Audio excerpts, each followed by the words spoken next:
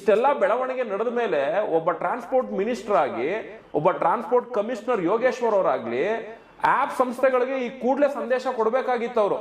ನೋಡ್ರಪ್ಪ, ಹೈಕೋರ್ಟ್ ಇಂದ ನಮ್ಗೆ ಈ ರೀತಿ ಜಡ್ಜ್ಮೆಂಟ್ ಬಂದಿದೆ, ನೀವು ಯಾವುದೇ ಕಾರಣಕ್ಕೂ ಬೈಕ್ ಟ್ಯಾಕ್ಸಿಗಳನ್ನ ನೀವು ನಿಮ್ಮ ಆಪ್ ಅಲ್ಲಿ ರನ್ ಮಾಡಬಾರ್ದು. ನಾವು ಸಂಸ್ಥೆಗಳಿಗೆ ಟ್ರಾನ್ಸ್ಪೋರ್ಟ್ ಕಮಿಷನರ್ ಆಗಿರ್ಲಿ, ಟ್ರಾನ್ಸ್ಪೋರ್ಟ್ ಮಿನಿಸ್ಟರ್ ಆಗಿರ್ಲಿ, ಒಂದೇ ಒಂದು ತಾಕೀತ್ ಆಗಿರ್ಲಿ, ಒಂದು ನೋಟಿಸ್ ಆಗಿರ್ಲಿ ನೀಡದೇ ಇರೋದ್ರಿಂದ ಎಲ್ಲ ಒಂದ್ ಕಡೆ ನಮ್ಗೆ ಇವ್ರ ಮೇಲೂ ಕೂಡ ಗುಮಾನಿಗಳಿದಾವೆ ಸರ್. ಬಟ್ DCM ಕೈಗೆ ರಾಹುಲ್ ಗಾಂಧಿ ಸಿಗಲ್ಲ ಅಂದ್ರೆ ಇವ್ನ್ ಯಾರ ಎಕ್ಕಶ್ಚಿತ್ತು ಇಂಥ ವ್ಯಕ್ತಿ ಕೆಲವು ರಾಹುಲ್ ಗಾಂಧಿ ಸಿಗ್ತಾರೆ ಅಂದ್ರೆ ಏನಿದ್ರು ಮರ್ಮ? ರ್ಯಾಪಿಡೋಗೆ ಸಂಬಂಧಪಟ್ಟಿರುವಂತ ಆಂಧ್ರ ಮೂಲದ ವ್ಯಕ್ತಿ ಶೋಭಾ ಕರಂದ್ಲಾಜೆ ಅವ್ರ ಹತ್ರ ಹೋಗಿ ಏನೋ ಒಂದು ಒಳ ಒಪ್ಪಂದ ಹಾಕೊಂಡ್ ಬಂದ್ರು ಅಂತಾನು ಕೂಡ ಮಾಧ್ಯಮದಲ್ಲಿ ಸುದ್ದಿ ಬಂತು.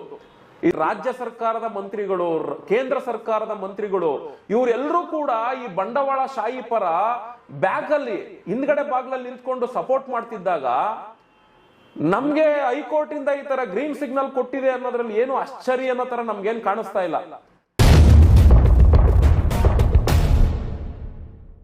ಹೈಕೋರ್ಟ್ ಗ್ರೀನ್ ಸಿಗ್ನಲ್ ಕೊಟ್ಟಿರೋದೇನಕ್ಕೆ ಅಂದ್ರೆ ಈ ಬೈಕ್ಗಳನ್ನ ಇವರು ಟ್ಯಾಕ್ಸಿ ಮಾದರಿಯಲ್ಲಿ ರನ್ ಮಾಡೋ ಅಂತ ಒಂದು ಪ್ರವೃತ್ತಿನ ಈ ಆ್ಯಪ್ ಸಂಸ್ಥೆಗಳು ಏನು ಮಾಡ್ಕೊಂಡಿದ್ದೋ ಇವರು ಹೈಕೋರ್ಟ್ ಮೊರೆ ಹೋಗಿದ್ರು. ಇದರಿಂದ ಪ್ರಯಾಣಿಕರಿಗೆ ಅನುಕೂಲ ಆಗ್ತದೆ, ಟ್ರಾಫಿಕ್ಕಿಂದ ಬೇಗ ಹೋಗಿ ಸಂಚರಿಸ್ತಾರೆ, ದರದಲ್ಲಿ ಕಮ್ಮಿಯಾಗಿ ಅನುಕೂಲ ಆಗುತ್ತೆ, ಈ ರೀತಿ ನಾನಾ ರೀತಿ. ಅಂದರೆ ಈಗ ಆ್ಯಪ್ ಸಂಸ್ಥೆಗಳು ಅವರ ಅನುಕೂಲಕ್ಕೆ ಏನು ಬೇಕೋ ಆ ಒಂದು ಅನುಕೂಲದ ಮಾದರಿಯಲ್ಲಿ ಅವರು ಕೋರ್ಟ್ಗೆ ಲಾಯರ್ಗಳನ್ನ ನೇಮಿಸ್ಕೊಂಡು, ಯಾಕೆಂದರೆ ನಮ್ಮ ಕಡೆ ಸರ್ಕಾರದಿಂದ ಒಬ್ರು ಲಾಯರ್ ಹೋದ್ರೆ ಅವರ ಸಂಸ್ಥೆಗಳಿಂದ ಒಂದೊಂದು ಸಂಸ್ಥೆಯಿಂದನೂ 5-5 ಜನ 10 ಜನ ಲಾಯರ್ಗಳು ಬರ್ತಿದ್ರು.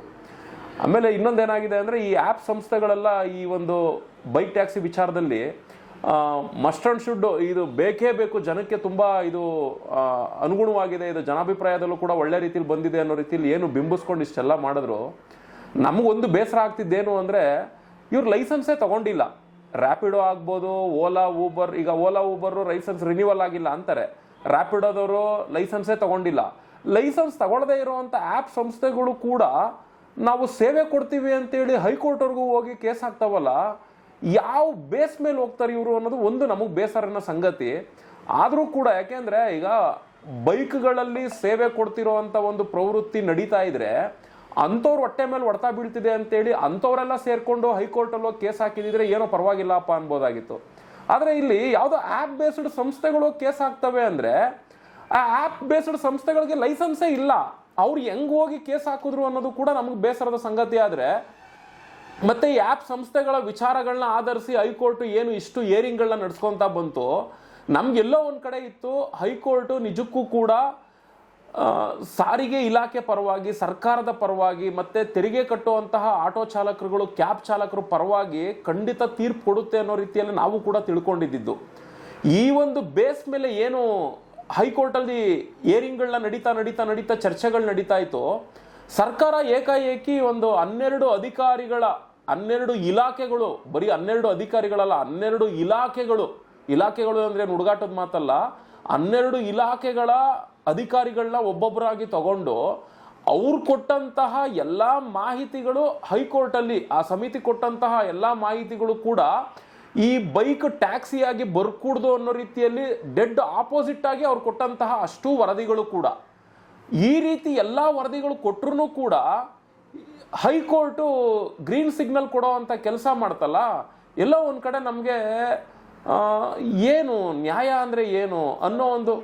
ಈಗ ಗ್ರೀನ್ ಸಿಗ್ನಲ್ ಅಂದ್ರೆ ಕಾಯ್ದೆ ತರಕ್ಕೆ ಗ್ರೀನ್ ಸಿಗ್ನಲ್ ಕೊಟ್ಟಿದ್ದಾರೆ ಸರ್. ಬೈಕ್ ಟ್ಯಾಕ್ಸಿ ಓಡಿಸಬಹುದು ಸರ್, ಬೈಕ್ ಟ್ಯಾಕ್ಸಿ ಓಡಿಸಿ ಅಂತ ಗ್ರೀನ್ ಸಿಗ್ನಲ್ ಕೊಟ್ಟಿಲ್ಲ. ಬೈಕ್ ಟ್ಯಾಕ್ಸಿ ಎಲ್ಲ ರನ್ ಮಾಡ್ತಾ ಇದ್ದಾರೆ, ಅಲ್ಲ ರನ್ ಮಾಡೋ ಆಗಿಲ್ಲ. ಈಗ ಹೈಕೋರ್ಟ್ ಅಲ್ಲಿ ಆದೇಶ ಏನಂತ ಹೇಳಿದೆ, ಸುಮಾರು 111 ಪೇಜ್ ಇದೆ ಸರ್, ಪ್ರಿಂಟ್ ಔಟ್ ತೆಗೆದ್ಬೇಕಾದ್ರೆ ಕೊಡ್ತೀನಿ ನೋಡಿ. ಗ್ರೀನ್ ಸಿಗ್ನಲ್ ರನ್ ಮಾಡ್ತಾ ಇದ್ದಾರೆ. ಇಲ್ಲ ಗ್ರೀನ್ ಸಿಗ್ನಲ್ ಅಂದ್ರೆ ಏನು, ನಾವು ಈಗ ಉದಾಹರಣೆಗೆ ಆಟೋ ಕ್ಯಾಬ್ ನೀವು ಟ್ಯಾಕ್ಸಿ ಮಾದರಿಯಲ್ಲಿ ರನ್ ಮಾಡ್ಕೊಳ್ಳಿ ಅನ್ನೋ ರೀತಿಯಲ್ಲಿ ಗ್ರೀನ್ ಸಿಗ್ನಲ್ ಕೊಟ್ಟಿದೆ ಅಷ್ಟೇ. ಹಂಗೆ ಬೈಕ್ ಟ್ಯಾಕ್ಸಿನೂ ಕೂಡ ನೀವು ರನ್ ಮಾಡ್ಕೊಳ್ಳಿ ಅನ್ನೋ ಗ್ರೀನ್ ಸಿಗ್ನಲ್ ಕೊಟ್ಟಿದೆಯೇ ಹೊರತು ನೀನು ವೈಟ್ ಬೋರ್ಡ್ ಅಲ್ಲಿ ರನ್ ಮಾಡಪ್ಪ ಅಂತ ಹೇಳಿಲ್ಲ. ಕಾಯ್ದೆ ತಗೊಂಬನ್ನಿ ಅನ್ನೋ ರೀತಿಯಲ್ಲಿ. ಯಾಕೆಂದ್ರೆ ಈ ಎಲ್ಲಾ ಸಾಧಕ ಬಾಧಕಗಳನ್ನ ಏನು ಹೈಕೋರ್ಟ್ ಪರಿಗಣನೆ ತಗೊಳ್ತೋ, ಸಾಧಕ ಬಾಧಕ ತಗೊಂಡಾದ್ಮೇಲೆ ನೀವು ಇದಕ್ಕೊಂದು ಗೈಡ್ಲೈನ್ಸ್ ಕೊಡಿ ಸರ್ಕಾರಕ್ಕೆ ಮತ್ತೆ ಸಾರಿಗೆ ಇಲಾಖೆಗೆ. ನೀವು ಗೈಡ್ಲೈನ್ಸ್ ಕೊಡಿ. ನೀವು ಗೈಡ್ಲೈನ್ಸ್ ಕೊಡೋವರೆಗೂ ಕೂಡ ಈ ಏನು ಆ್ಯಪ್ ಸಂಸ್ಥೆಗಳು ಕೇಸ್ ಹಾಕೊಂಡು ಇಲ್ಲಿವರೆಗೂ ಬಂದಿದ್ದಾವೆ, ಇವ್ರು ಯಾವುದೂ ಕೂಡ ರನ್ ಮಾಡೋ ಆಗಿಲ್ಲ. ಈ ಕೂಡಲೇ ಇದನ್ನೆಲ್ಲ ಸ್ಟಾಪ್ ಮಾಡಬೇಕು ಅನ್ನೋ ರೀತಿಯಲ್ಲೇನೆ ಆದೇಶ ಹೊರಡಿಸಿರೋ ಅಂಥದ್ದು. ಆದರೆ ಈ ಆ್ಯಪ್ ಸಂಸ್ಥೆಗಳು ನಾವು ನೋಡಿ ಈಗ ಹೈಕೋರ್ಟಿಂಗ್ ಅಂತ ಹೇಳ್ತು ಅಂತ ಹೇಳಿ ನಾವು ಹೈಕೋರ್ಟ್ ತೀರ್ಪಿಗೆ ತಲೆ ಬಾಗ್ತಾ ಇದ್ದೀವಿ. ಮತ್ತೆ ಇದರಿಂದ ಸರ್ಕಾರನೂ ಕೂಡ ಅಷ್ಟೇ, ಯಾಕೆಂದ್ರೆ ಗ್ರೀನ್ ಸಿಗ್ನಲ್ಲೇ ಕೊಡಬಾರ್ದು, ಇದಕ್ಕೆ ರೆಡ್ ಸಿಗ್ನಲ್ಲೇ ಕೊಡಬೇಕು. ರೆಡ್ ಸಿಗ್ನಲ್ಲೇ ಕೊಡಬೇಕು ಅಂತೇಳಿ ಇವಾಗ ಸರ್ಕಾರ ಏನ್ ಮಾಡಬೇಕು, ಸುಪ್ರೀಂ ಕೋರ್ಟ್ಗೆ ಹೋಗ್ಬೇಕಾಗ್ತದೆ. ಮಾನ್ಯ ರಾಮಲಿಂಗಾರೆಡ್ಡಿ ಅವರು ಮತ್ತೆ ಟ್ರಾನ್ಸ್ಪೋರ್ಟ್ಗೆ ಸಂಬಂಧಪಟ್ಟಿರುವಂತ ಲಾಯರ್ರು ಇವರೆಲ್ಲ ಏನ್ ಕೂತ್ಕೊಂಡಿದ್ದು ಡಿಸಿಷನ್ ತಗೊಂಡು ಎಲ್ಲೂ ಕೂಡ ಮಾಧ್ಯಮದಲ್ಲೂ ಅವ್ರು ಇವತ್ತವರೆಗೂ ಬಂದು ಏನೋ ಇದ್ರ ಬಗ್ಗೆ ನಾನು ಮಾತಾಡ್ತೀನಿ, ಇದ್ರ ಬಗ್ಗೆ ನಮ್ಮ ತಜ್ಞರ ಜೊತೆ ಅಭಿಪ್ರಾಯಗಳನ್ನ ಸಂಗ್ರಹಣೆ ಕೊಟ್ಟು ಮಾತಾಡ್ತೀನಿ ಅಂತ ಹೇಳಿದ್ರೆ ಹೊರತು ನಾನು ಸುಪ್ರೀಂ ಕೋರ್ಟ್ಗೆ ಹೋಗ್ತೀನಿ ಅನ್ನೋ ರೀತಿಲೂ ಕೂಡ ಎಲ್ಲೂ ರಾಮಲಿಂಗಾರೆಡ್ಡಿ ಅವರು ಹೇಳಿಲ್ಲ. ಮತ್ತೆ ಎರಡನೇದಾಗಿ ಈ ಗೈಡ್ಲೈನ್ಸ್ ವಿಚಾರವಾಗಿ ನಾವು ಈ ರೀತಿಲೇ ಮಾಡ್ತೀವಿ ಅನ್ನೋ ರೀತಿಲೂ ಕೂಡ ಏನು ಸ್ಟೇಟ್ಮೆಂಟ್ ಕೊಟ್ಟಿಲ್ಲ. ಆಮೇಲೆ ಇಷ್ಟೆಲ್ಲ ಬೆಳವಣಿಗೆ ನಡೆದ ಮೇಲೆ ಒಬ್ಬ ಟ್ರಾನ್ಸ್ಪೋರ್ಟ್ ಮಿನಿಸ್ಟರ್ ಆಗಿ ಒಬ್ಬ ಟ್ರಾನ್ಸ್ಪೋರ್ಟ್ ಕಮಿಷನರ್ ಯೋಗೇಶ್ವರ್ ಅವರಾಗ್ಲಿ ಆಪ್ ಸಂಸ್ಥೆಗಳಿಗೆ ಈ ಕೂಡಲೇ ಸಂದೇಶ ಕೊಡಬೇಕಾಗಿತ್ತು. ಅವರು ನೋಡ್ರಪ್ಪ, ಹೈಕೋರ್ಟ್ ಇಂದ ನಮಗೆ ಈ ರೀತಿ ಜಡ್ಜ್ಮೆಂಟ್ ಬಂದಿದೆ, ನೀವು ಯಾವುದೇ ಕಾರಣಕ್ಕೂ ಬೈಕ್ ಟ್ಯಾಕ್ಸಿಗಳನ್ನ ನೀವು ನಿಮ್ಮ ಆಪ್ ಅಲ್ಲಿ ರನ್ ಮಾಡಬಾರ್ದು, ನಾವು ಗೈಡ್ಲೈನ್ಸ್ ಕೊಡೋವರೆಗೂ ಕೂಡ ನೀವು ಬೈಕ್ ಟ್ಯಾಕ್ಸಿಗಳನ್ನ ರನ್ ಮಾಡದೇ ಇರುವಂತ ರೀತಿಯಲ್ಲಿ ನೀವು ತಡೆ ಹಿಡ್ಕೊಂಡಿರ್ಬೇಕಾಗ್ತದೆ, ಅಲ್ಲಿವರೆಗೂ ನಿಮ್ದೇನೋ ಆಟೋ ಕ್ಯಾಬ್ ಇದೆಯೋ ಅದ್ರಲ್ಲಿ ರನ್ ಮಾಡ್ಕೊಳ್ಳಿ ಅನ್ನೋ ರೀತಿಲಿ ಹೇಳ್ಬೋದಾಗಿತ್ತು. ಆದ್ರೆ ಇದುವರೆಗೂ ಕೂಡ ಆ ಸಂಸ್ಥೆಗಳಿಗೆ ಟ್ರಾನ್ಸ್ಪೋರ್ಟ್ ಕಮಿಷನರ್ ಆಗಿರ್ಲಿ, ಟ್ರಾನ್ಸ್ಪೋರ್ಟ್ ಮಿನಿಸ್ಟರ್ ಆಗಿರ್ಲಿ, ಒಂದೇ ಒಂದು ತಾಕೀತ್ ಆಗಿರ್ಲಿ, ಒಂದು ನೋಟಿಸ್ ಆಗಿರ್ಲಿ ನೀಡದೇ ಇರೋದ್ರಿಂದ ಎಲ್ಲ ಒಂದ್ ಕಡೆ ನಮ್ಗೆ ಇವ್ರ ಮೇಲೂ ಕೂಡ ಗುಮಾನಿಗಳಿದಾವೆ ಸರ್. ಒಂದು ನಮ್ಗೆ ಯಾಕೆ ಹೈಕೋರ್ಟ್ ಗ್ರೀನ್ ಸಿಗ್ನಲ್ ಕೊಟ್ಬಿಡ್ತು ಅಂತ ಆ ಒಂದು ಆಂಗಲ್ ಅಲ್ಲಿ ನೋಡೋಕ್ಕಾದ್ರೆ, ಈಗ ನಿಮ್ಗೆ ಚೆನ್ನಾಗಿ ಗೊತ್ತು, ನಮ್ಮ ಡಿ.ಕೆ. ಶಿವಕುಮಾರ್ ಅವರು ರಾಜ್ಯದ ಉಪಮುಖ್ಯಮಂತ್ರಿಗಳು ನಾನು CM ಆಗಬೇಕು ಅಂತ ಹೇಳಿ ರಾಹುಲ್ ಗಾಂಧಿ ಅವ್ರನ್ನ ಸಾಕಷ್ಟು ಬಾರಿ ಭೇಟಿ ಮಾಡಕ್ ಹೋಗಿದ್ದಾರೆ. ಒಬ್ಬ ರಾಜ್ಯದ DCM ರಾಹುಲ್ ಗಾಂಧಿ ಭೇಟಿ ಮಾಡಕ್ ಹೋದಾಗ ರಾಹುಲ್ ಗಾಂಧಿ ಅವರೇ ಅವ್ರ ಕೈಗೆ ಸಿಗದಂಗೆ ಓಡಾಡ್ತಿರ್ತಾರೆ ಅಂದ್ರೆ ಇವನ್ ಯಾರೋ ಎಕ್ಕಶ್ಚಿತ್ತು ತಮಿಳ್ನಾಡು ಮೂಲದ ಅವನ್ ಯಾರೋ ಆದಿನಾರಾಯಣ ಅನ್ಕೊಂಡು ಅವನ್ನ ರಾಹುಲ್ ಗಾಂಧಿ ಪಕ್ಕ ನಿಲ್ಲಿಸ್ಕೊಂಡು ಫೋಟೋ ತೆಗೆದು ಫೇಸ್ಬುಕ್ ಅಲ್ಲಿ ಹಾಕ್ತಾರೆ ಅಂದ್ರೆ ಅವನ್ ಅಲ್ಲಿವರೆಗೂ ಹೋಗೋದಕ್ಕೆ ಜಾಗ ಮಾಡಿಕೊಟ್ಟವ್ರು ಯಾರು? ಆಯ್ತು, ರ್ಯಾಪಿಡೋ ಸಂಸ್ಥೆ ಜೊತೆಗೆ ಅವನು ಮಿನಿಗಲಾಗಿದ್ದಾನೆ, ಅದು ನಮ್ಗೆ ಚೆನ್ನಾಗಿ ಗೊತ್ತು. ಅವ್ನು ರ್ಯಾಪಿಡೋ ಸಂಸ್ಥೆನೇ ಅವ್ನ ಸಂಘಟನೆನ ರಿಜಿಸ್ಟರ್ ಮಾಡಿಕೊಟ್ಟು ಅವನಿಗೆ ಆರ್ಥಿಕವಾಗಿ ಅವರ ರ್ಯಾಪಿಡೋ ಸಂಸ್ಥೆಗೆ ಏನೆಲ್ಲ ಅನುಕೂಲತೆಗಳಾಗಬೇಕು ಈ ಬೈಕ್ಗಳಿಂದ ಅದನ್ನ ಅವನ ರೂಪದಲ್ಲೂ ಕೂಡ ಅವರು ಬಳಸ್ಕೊಂತ ಇದ್ದಾರೆ, ಅದಂತೂ ಸತ್ಯ. ಆಯ್ತು, ಅವನ್ನ ಬಳಸ್ಕೊಂಡು ಈ ರ್ಯಾಪಿಡೋ ಸಂಸ್ಥೆಯವರು ರಾಹುಲ್ ಗಾಂಧಿ ಅವ್ರಿಗೂ ಭೇಟಿ ಮಾಡಿದ್ರು, ಅದು ಒಂದು. ಇನ್ನು ಎರಡನೇದು, ಶೋಭಾ ಕರಂದ್ಲಾಜೆ ಅವ್ರನ್ನು ಕೂಡ ಭೇಟಿ ಮಾಡ್ತಾರೆ.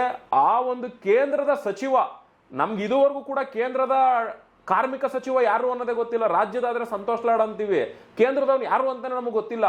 ಅಂತ ಗೊತ್ತಿಲ್ಲದೆ ಇರೋಂತಹ ಕೇಂದ್ರದ ಸಚಿವನ್ನು ಕೂಡ ಶೋಭಾ ಕರಂದ್ಲಾಜೆ ಅವ್ರ ಜೊತೆ ಕೂತ್ಕೊಂಡು ಇವರು ಫೋಟೋ ತೆಗೆದಾಕ್ತಾರೆ ಅಂದ್ರೆ ಇವ್ರಿಗೆ ಅಲ್ಲಿವರೆಗೂ ಟಚ್ ಮಾಡಿಕೊಟ್ಟವ್ರು ಯಾರು?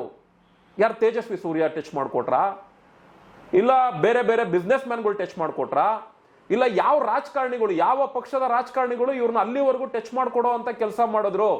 ಒಬ್ಬ DCM ಕೈಗೆ ರಾಹುಲ್ ಗಾಂಧಿ ಸಿಗಲ್ಲ ಅಂದ್ರೆ ಇವನ್ ಯಾರ ಎಕ್ಕಶ್ಚಿತ್ತು, ಇಂಥ ವ್ಯಕ್ತಿ ರಾಹುಲ್ ಗಾಂಧಿ ಸಿಗ್ತಾರೆ ಅಂದ್ರೆ ಏನಿದ್ರು ಮರ್ಮ ಅನ್ನೋದು ನಮ್ಗೆ ಯಾವಾಗ ಅದನ್ನೆಲ್ಲ ಅಬ್ಸರ್ವ್ ಮಾಡಿದಾಗ ಎಲ್ಲ ಒಂದ್ ಕಡೆ ಬೈಕ್ ಟ್ಯಾಕ್ಸಿಗೆ ಗ್ರೀನ್ ಸಿಗ್ನಲ್ ಸಿಗಬಹುದು ಅನ್ನೋ ಒಂದು ತಳಮಳ ಸಾಕಷ್ಟು ಬಾರಿ ನಿಮ್ ಯೂಟ್ಯೂಬ್ ಚಾನಲ್ ಕೂಡ ನಾನು ಹೇಳಿದ್ದೆ.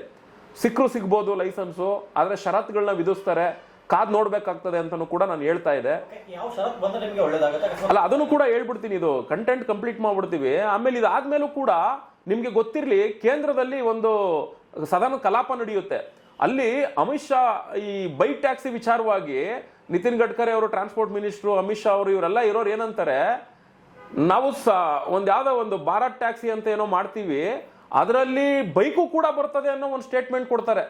ಏನೋ ಕೇಂದ್ರ ಸರ್ಕಾರದ್ದೇ ಇದೆ ಆಪ್ ಅನ್ನೋ ರೀತಿಯಲ್ಲಿ ಮಾತಾಡ್ತಾರೆ, ಆದ್ರೆ ಅದು ಕೇಂದ್ರ ಸರ್ಕಾರದ್ದಲ್ಲ, ನಮ್ಮ ಯಾತ್ರಿ ಅನ್ನೋ ಒಂದು ಸಂಸ್ಥೆದು.